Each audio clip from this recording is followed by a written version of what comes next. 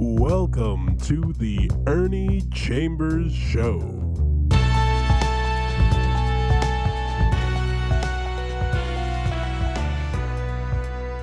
Today, I'm going to have a word or two, or three or four or more to say about COVID, alias Cyrus the virus, by my terminology. And there was an expression, it's attributed to the French, as many things are, which says the more things change, the more they remain the same. With all that has happened with COVID, there are still people who deny that it's a reality.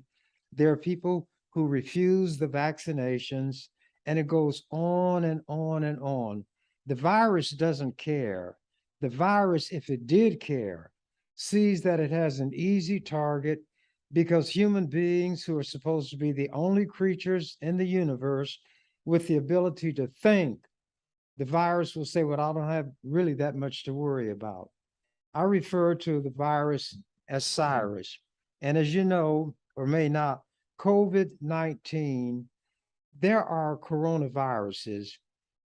COVID-19 means COVID or coronavirus disease of 2019. And that's how they designate it. Just like the variations or variants, as they call them, will be given a number. For example, BA1, BA2, BA3, and so forth. I'm going to read a rhyme that I wrote some time ago as my lead in, and I have documents and articles I'll read from because I'm not a scientist. Obviously, I'm not a medical professional. Ode to COVID-19. Cyrus the virus, extremely desirous of raging like uncontrolled fire. Cyrus the virus did pen on papyrus, would that all humans expire. Cyrus the virus does not admire us. If it could have its own way, it would inspire us, then would require us by recklessness ourselves to slay. O Cyrus the virus, forget not King Pyrrhus, who dealt the Romans what for? A victory he won, but when all was done, King Pyrrhus lost the war. Cyrus the virus, the fate of King Pyrrhus awaits you if man but relents. Your days are numbered when minds unencumbered embrace medical science and sense. There are many people who won't. So I've got something that relates to Ben Franklin, who refused to allow one of his sons to be inoculated or vaccinated because he was worried about the possible side effects.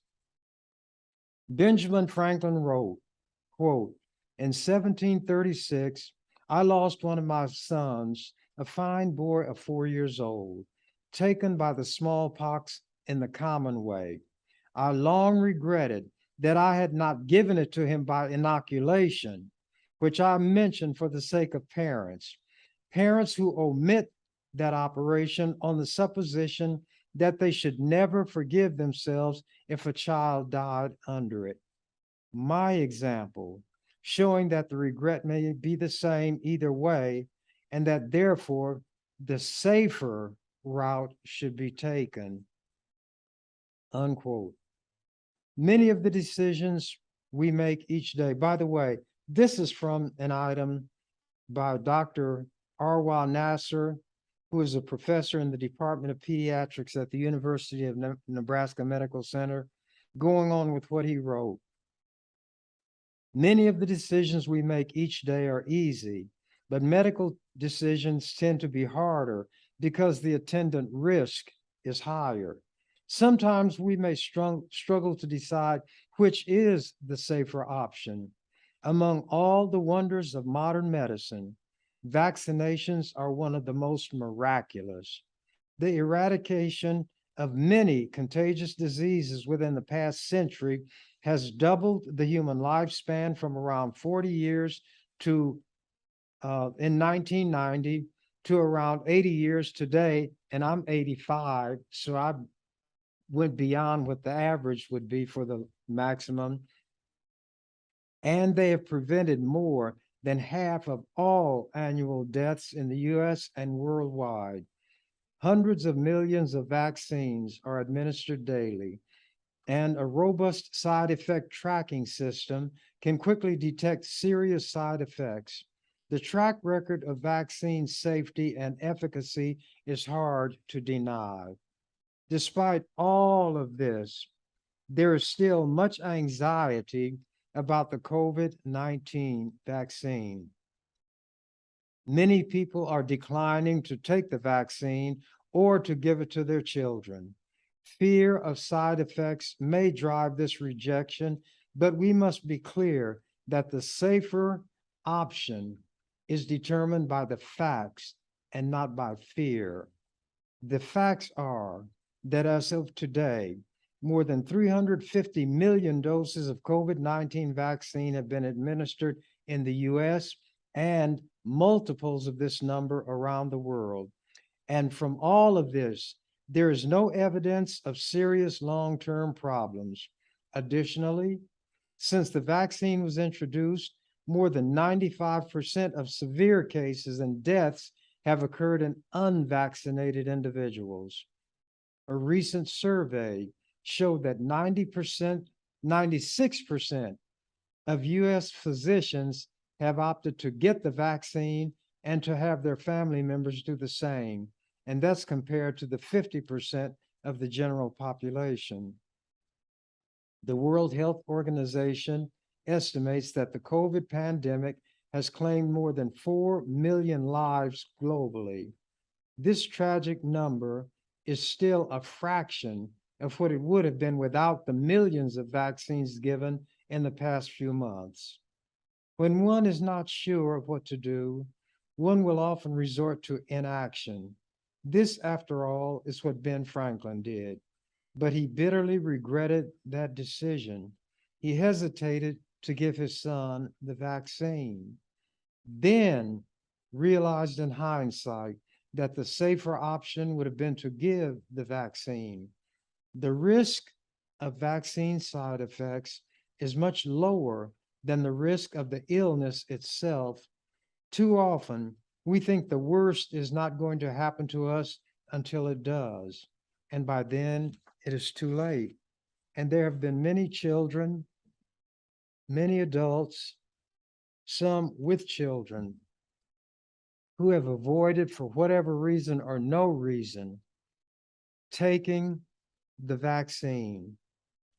These parents have left children motherless and fatherless because in some cases, both parents were harvested by COVID.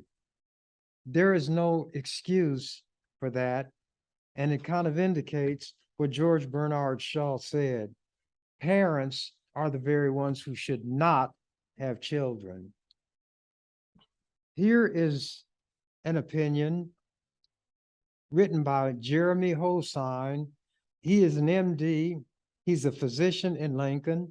He was a health advisor in the White House, policy advisor to 2 Nebraska governors, and served on the Board of Regents representing the University of Nebraska Medical Center. Listen to your doctor, not your politician. But this is one time, if you consider me a politician, because more than half of my 85 years, 46 to be exact, were spent in politics. This is one time the politician you're listening to agrees with the doctors who speak intelligently and from knowledge. When politicians voice criticism of the institutions that protect us from disability and death, this should be a cause for alarm. The doctor now. I was recently moved by the story of Shelley Wachter, an unvaccinated Nebraskan recovering from COVID in a Lincoln hospital. She did not get the vaccine because the messaging she was hearing felt political and became what she called white noise, making it difficult to discern the truth.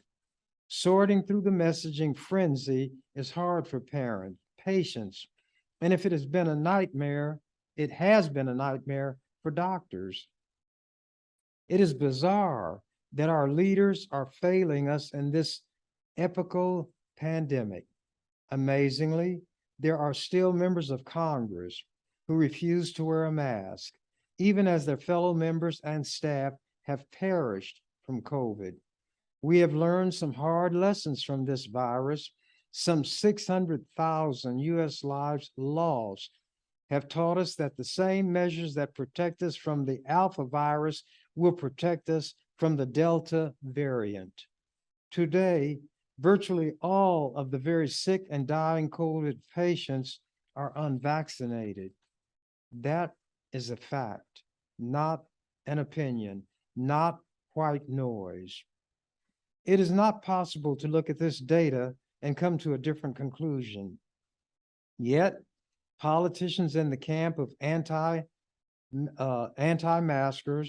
anti-social distancers, and anti-vaxxers run contrary to the voices of reason coming from the medical community. Our physicians, pharmacists, nurses, and allied health professionals are sharing the same information that is being released by the CDC, that's Center for Disease Control and Prevention, and our local public health departments, simply because it is the best defense we have against the virus. Words matter. And when politicians voice criticism of the institutions that protect us from disability and death, protect us, this should be a cause for alarm. The volley of bombast without second order thinking that imbues our politics is disruptive, but when it undermines our county, state, and national public health agencies, it is dangerous. Distributing information that is untested, unvetted, and unscientific is irresponsible. To me, it borders on the criminal. It certainly is immoral. We should expect more from our leaders than to burn down the very institutions they fund and are supposed to lead. In the absence of statesmanship, we should listen to our doctors. At the very least, we can listen to Ms. Walker's advice, ignore the politics. I told you I'm going to read some items, and I am not a doctor, not a scientist, but I have sense enough to understand that there are people who studied matters. They have the knowledge, the expertise, and experience to arrive at conclusions that are valid. And those are the people that I listen to. That is what has helped me reach 85 years. And some people say, I don't look it. I look 100. But if I look 100 and you think I'm 100, that's even better and more of an accomplishment than my being 85. Got it? So I'm a winner both ways, either way. This is an item of mine that appeared in the World Herald in November of last year. Irresponsible anti-vax claims mislead Black Nebraskans, and COVID has harvested more Black people than any other group in this country. And we make up, if it's still that ratio, 10% and at most 12% of the population. So we're dying out of all proportion to our numbers, and it's because we won't listen to what we ought to listen to. But I'll read this. Frustration, thy name is COVID-19, AKA Cyrus the virus. Overwhelming is the frustration engendered by the flood of virus misinformation deluging the nation. Being Black, I am particularly perplexed and distressed by the volume of Black people among the deluded, COVID-denying, anti-vaxxer crowd. We are dying daily. During a weekly podcast called The Ernie Chambers Show, regardless of my topic, I preliminarily vent my frustration with Black people who spurn vaccination. Between two people, one of whom speaks only English and the other only Greek, there can be no meaningful oral communication. When in Rome, due to the deference paid to religion by many in the Black community, I resort to a scripture-based appeal, speaking their language, hopefully, comprising a series of biblical verses. Jesus described you all when he warned, "They will not be persuaded though one arose from the dead." Luke 16:31. Jesus said, "Let them alone. They be blind leaders of the blind. And if the blind lead the blind, both shall fall in the ditch." Matthew 15:14. This goes to the COVID deniers and the anti-vaxxers. Nevertheless, deeming myself to be my brothers and sisters' keeper, I forge onward, echoing prophet Jeremiah's anguished lament. "Oh, that my head were waters and my eyes a fountain of tears, that I might weep day and night for my people." Jeremiah 9:1. Followed by, "My people are destroyed for lack of knowledge." Hosea 4:16. A horse led to water cannot be forced to drink, and a fool led to school cannot be forced to think. And if the shoe fits, I am reduced to the role of a sower who can merely cast seeds and must rely on other forces to determine if they take root and grow. However, not all is gloom and doom on the COVID front. Heartening is it to witness the enthusiasm of young children eager to get their shot. Continuing the scriptural theme, they may be viewed as the fulfillment of Isaiah's prophet of hope. "A little child shall lead them." Isaiah 11:16. May adults be led to heed them. Ernie Chambers. 19. Oh, we're not in that 19s anymore. It's 2022. Despite Ben Franklin's assertion that, quote, "little strokes fell big oaks," if I had my druthers, I'd be dealing mighty strokes with the great axe of the legendary giant lumberjack Paul Bunyan against the twin oaks of COVID denial and anti-vaccination claptrap and trumpeting timber. Unfortunately, I don't have that axe, and people still will not listen. There were some Creighton students who went to court to try to overturn Creighton University's requirement that all students at Creighton get a COVID vaccination. Now, Creighton is a Catholic school. The Pope runs the Catholic Church. Catholic doctrine is opposed to abortion. Creighton is a Catholic school opposed to abortion.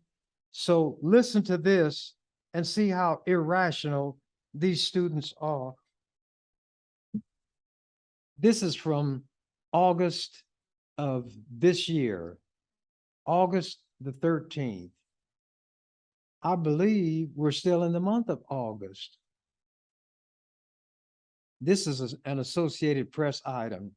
The Nebraska Supreme Court on Friday dismissed an appeal by a handful of Creighton University students who sought to be exempt from the private Catholic school's COVID-19 vaccine mandate last year, arguing that getting the shots would violate their religious beliefs against abortion. Creighton, as I've stated, is a Catholic school following Catholic doctrine, is opposed to abortion. I guess these students feel they know more than their professors, but anyway, Paul said something like that: "I am wiser than my teachers." The state's high court said it did not have jurisdiction, citing its 150-year stance that people cannot appeal orders denying or granting temporary injunctions A temporary injunction, by the word temporary, lets you know it's not a final order. The U.S. Supreme Court will not deal with anything presented to it, which is not a final order. Continuing. In this case, a judge last year declined to issue a temporary injunction that would have blocked Creighton University's requirement that all students get the COVID-19 vaccination. Quote, because the lower court's denial of a temporary injunction was not a final order, we, the Supreme Court, lack jurisdiction of the appeal and must dismiss it. That's what Justice William Castle wrote for the Supreme Court. The 10 students who sought the injunction said they had religious objections to the vaccines because they, quote, were developed and slashed or tested using abortion-derived fetal cell lines, unquote. Laboratory-grown cell lines descended from fetuses that were aborted decades ago. They were used in some early stage testing of the Pfizer and Moderna vaccines and to grow viruses used to manufacture the Johnson & Johnson vaccine. The vaccines do not contain fetal cells. The Vatican, the headquarters of the Catholic Church, run by the Pope, declared in 2020 that it is morally acceptable for Roman Catholics to receive COVID-19 vaccines based on research that used cells derived from aborted fetuses when ethically irreproachable. Vaccines that are irreproachable are not available. The only ones that are available are those developed through fetal cells. The Catholic headquarters, the Vatican, said these vaccines can be used. The Pope, who runs the Vatican, said they can be used. Creighton University, a Catholic university, demanded that these vaccines be used. But you have these 10 idiotic students who come up with this crazy stuff they hear wherever they hear this kind of nonsense, and are going to try to make the university change its course. Continuing this article. Douglas County District Judge Marlon Polk said in his September 2021 ruling that he would not order that the mandate be temporarily blocked because he did not think the students would ultimately prevail in court. That's because the students had signed a form promising to get vaccinated once regulators fully approved one, the judge noted. The students appealed that order. An attorney for the students, Robert Sullivan, said Friday that while he wished the state's high court had decided the appeal on its merits, the fact that it was decided on a technicality allows the students to continue their legal fight. No, it was established on the basis of the law. People, when they lose, call it a technicality. The technical blunder was when the students tried to get the Supreme Court to rule on a matter that was not a final order. Their lawyer does not understand the law. Anyway, they can continue that. An attorney for the university did not immediately return a phone message left Friday by seeking comment. There's a verse in the Bible that says, answer not a fool according to his folly, lest thou be like unto him. The university's lawyer need not comment because the Nebraska Supreme Court did all the commenting necessary. This is one article that I hope we as Black people will listen to. It's from a much longer Associated Press article, but I excerpted it for this. And the headline, COVID-19 claims number of Black morticians. Losses leave holes in their communities. And the morticians are burying people who had COVID And there is nothing the morticians feel they can do other than take the bodies, observe what precautions they can, and sometimes they're not even notified. So they are going above and beyond the legal and even moral and ethical duty of a politician by placing their own life and the life of their families and associates at risk by handling bodies of persons who may have died from COVID. But let me read this. This is from Mullins, South Carolina, and it's brief. When the last mourners departed and funeral director Sean Troy was left among the headstones, he wept alone. For 5 decades, the closing words at funerals in this town of 4,400 had been delivered by his father, William Penn Troy Sr. Now the elder Troy was gone. One of many Black morticians claimed by a pandemic that has taken an outsized toll on African Americans, us. We will not listen, though one returns from the dead and speaks to us. At least 95,000 Black Americans have died of COVID. That's according to an Associated Press analysis of data from the National Center for Health Statistics, perishing at the highest rate of any racial group in the US. You understand why I say my people perish for lack of knowledge, too hard-headed to listen. You can lead a horse to water, but you can't make it drink. You can lead a fool to school, but you can't make him or her think. And there be fools among us. The deaths of Black morticians are particularly notable because of the prominent role they have long played in many communities. Often admired for their success in business, a number, including the elder Troy, have been elected to political office, served as local power brokers, and helped fund civil rights efforts. Last summer, both Troys were hospitalized with COVID. The first months after his August death, his father's death, were the hardest. Near sunset recently, Sean Troy paced down a row of headstones, planting tiny flags at an empty plot to mark it for a burial the following morning. Not 50 feet away, shadows stretched across his father's grave. Quote, "I don't think I'll ever get over it," he said, "but I'll get through it."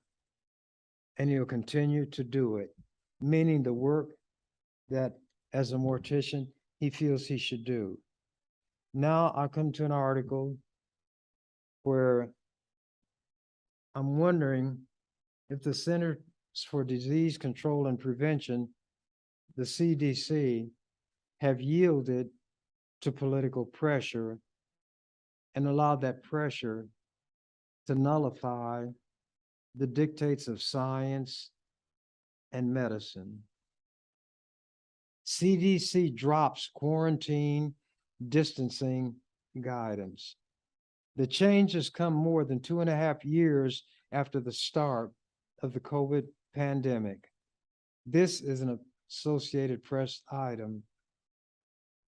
The nation's top public health agency relaxed its COVID-19 guidelines Thursday, dropping the recommendation. The CDC doesn't issue dictates, they make recommendations based on the science.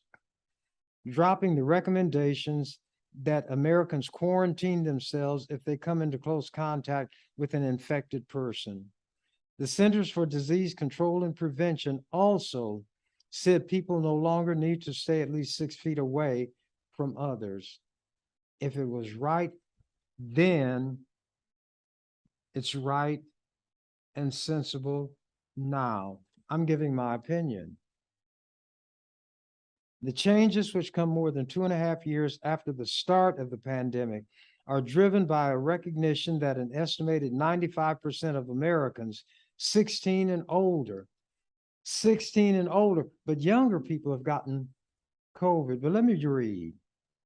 95% of Americans 16 and older have acquired some level of immunity, either from being vaccinated or infected, agency officials said. Some degree of immunity, quote, the current conditions of this pandemic are very different from those of the last 2 years, unquote, said the CDC's Greta Massetti, an author of the guidelines, these new guidelines that I think put people at risk if they're followed.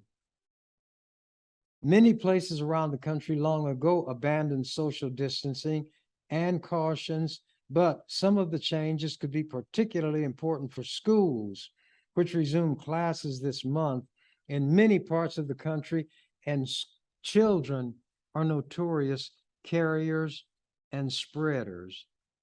They can deliver it to their parents, to family members, and anybody who comes into that home. Perhaps the biggest education-related change is the end of the recommendation that schools do routine daily testing, although that practice can be reinstated in certain situations during a surge in infections, officials said. Why wait until a surge of infections when you know that the cause of the infection is still rampant? If the cause is there, the effect is going to show up. And then after people come down with the COVID, you go back to testing. In other words, after the horse has left the barn and run away, then you close the barn door and lament and cry and say, I should have done it while the horse was still there. Going back to the article, the CDC also dropped a quote, test to stay, unquote, recommendation, which said students exposed to COVID-19 could regularly test instead of quarantining at home. To keep attending schools, it's more important in the view of some people that they attend school than they do the regular testing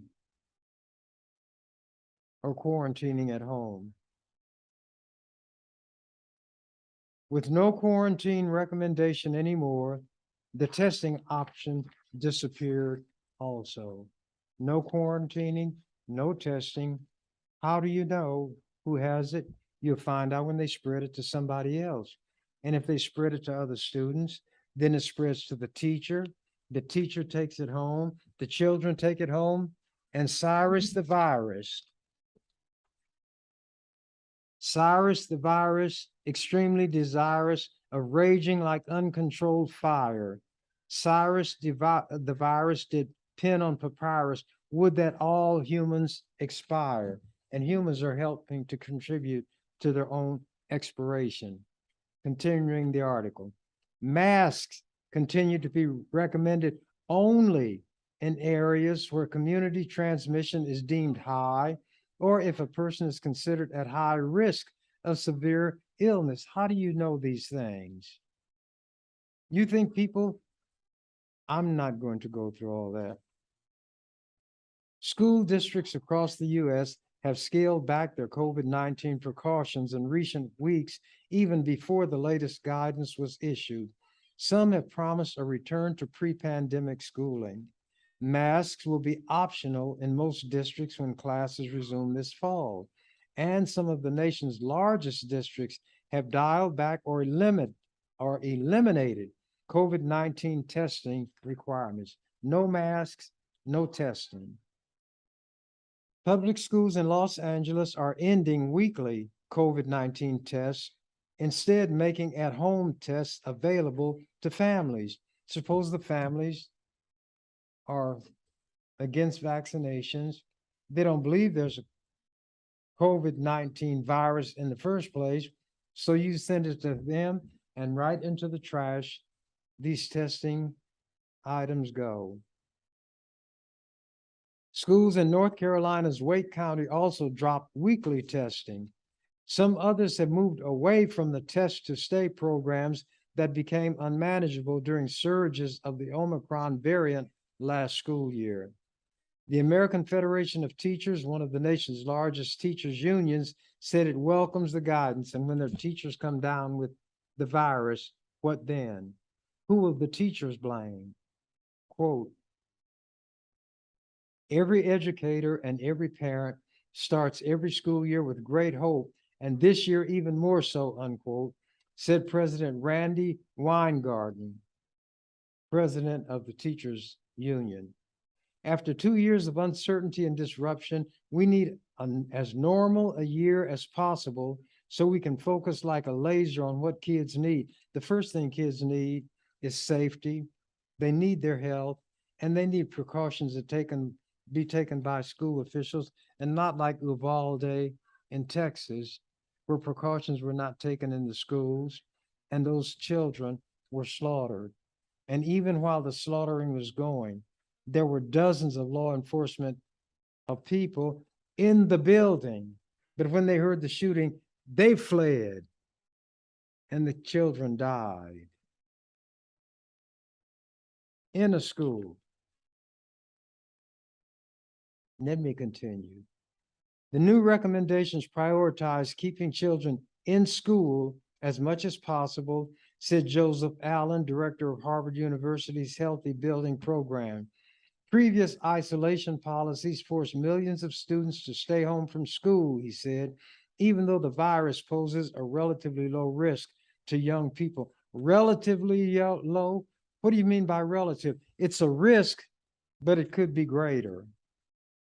Children should not be placed at risk because of the stupidity, the silliness of adults. And I quote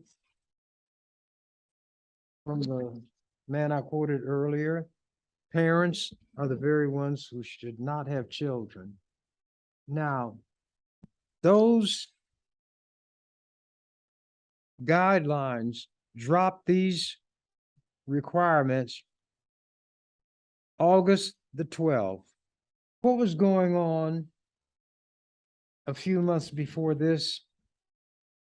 Well, what was going on in May? COVID cases at highest level in 3 months.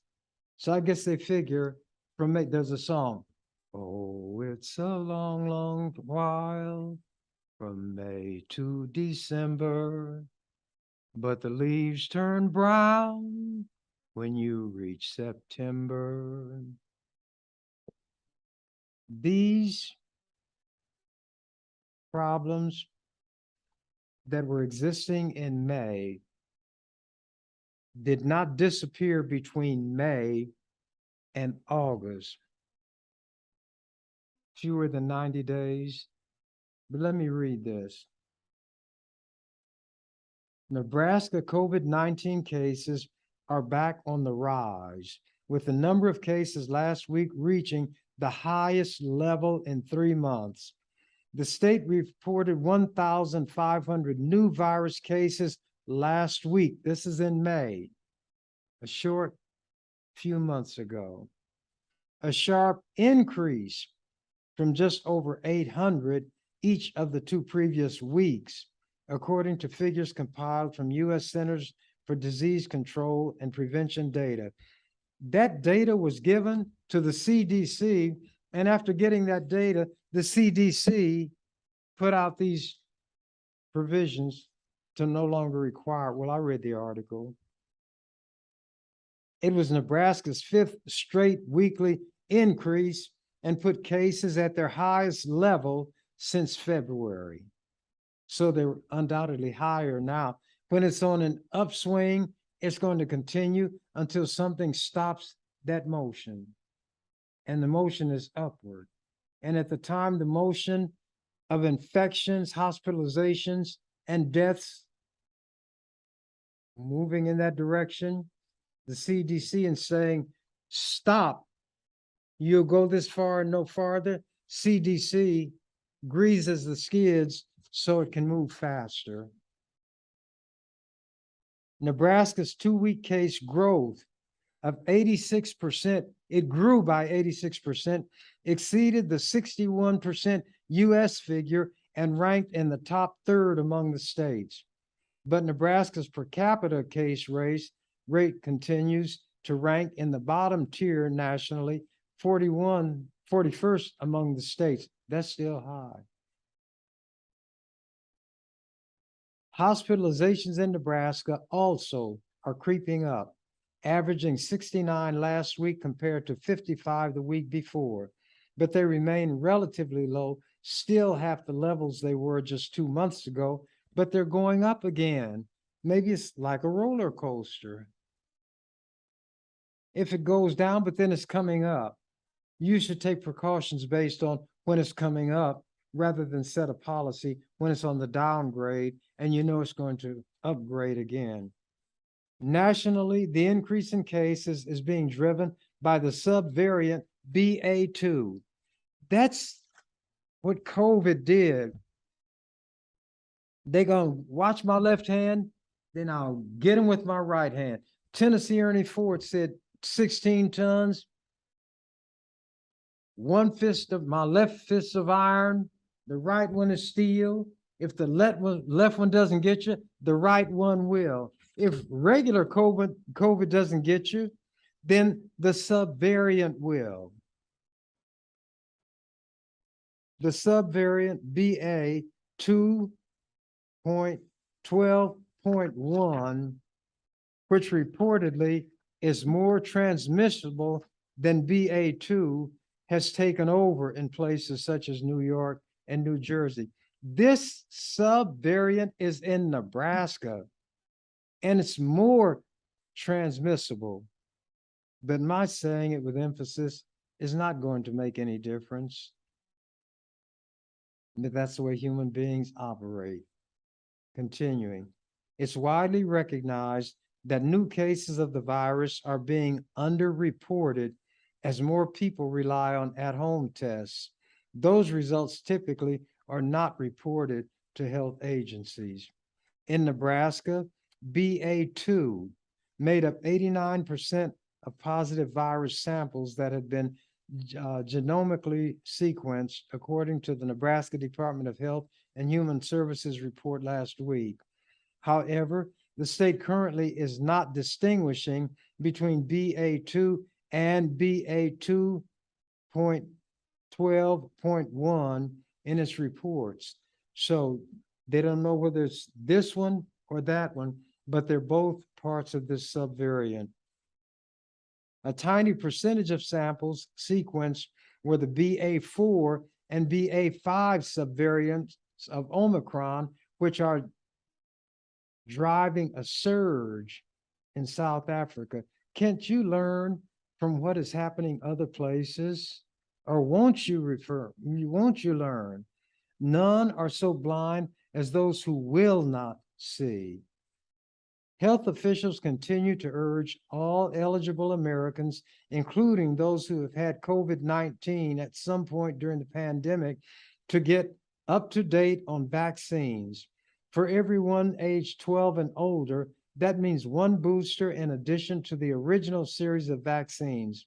People 50 and older and those who are immunocompromised can get a fourth shot. The CDC's online tool outlines who can get boosters. Nebraska also added 18 more deaths last week, bringing the total number of confirmed or probable COVID deaths to 4,234. The state has reported 482,000 confirmed COVID cases, and under these circumstances that obtained in May, the CDC relaxed requirements, safety requirements. So let's go from May to August. Or July, because this is August. May, June, July. 2 months after this, I read, COVID numbers continue steady climb. And this one, COVID cases at highest level in 3 months in May, and in July, that climb is continuing. Both COVID-19 cases and hospitalizations continued their months-long climb in Nebraska last week, prompting one pandemic expert to say Nebraskans should get booster shots, resume masking, and avoid crowds in an effort to slow the spread of virus. You avoid large crowds, you have social distancing of 6 feet, and you wear masks. And with all that, the CDC drops quarantine and distancing guidelines. Let me continue. The state reported 4,030 new cases last week, up from 3,535 the previous week. The week before that, according to data from the Federal Centers for Disease Control. In Lancaster County, the increase prompted Lincoln officials on Thursday to require city employees to mask when interacting with coworkers and members of the public or in meetings with more than 2 people. The Lincoln Journal-Star reported that the move marked the first time since February that Lincoln City employees have had to wear a mask. They're masking up, and the CD is saying, don't worry about it, ain't no big thing. Douglas County recently moved into the medium category for transmission under CDC community levels, which are based on hospital capacity and case counts. The county recorded 747 cases from Thursday to Sunday. Thursday, let's count Thursday, Friday, Saturday, Sunday. An average increase of nearly 187 a day. And CDC is saying, relax these standards. And in schools, relax the standards. And little children are notorious carriers. What kind of policy will be adopted by OPS? We'll wait and see. And parents, rather than those idiots who've been going and disrupting school board meetings with false allegations about there being no COVID, or that the vaccines cause COVID, or that the vaccines contain computer chips that allow the person who gets the vaccination to be tracked by computers run by the government, instead of letting those yahoos or yahoos, as you will, dominate these school board meetings. Parents who are concerned, not just for their children, but for themselves. Parents whose children will come home from a classroom where there are no precautions taken and health standards have been relaxed, and the parents themselves may be infected. What is going on in this place? As was said at one point, the lunatics have taken over the asylum. But let me continue. Hospitalization in Nebraska due to COVID-19 also continued a steady climb. And at this point, I've kind of gone over. I'm going to have to call it a day. And as the canary says, who finds out the cage door is ajar, I'm out of here. Thank you for watching the Ernie Chambers Show. If you'd like to make suggestions, email us at ewcfacts@gmail.com. That's ewcfacts@gmail.com. This has been an EWC Communication production.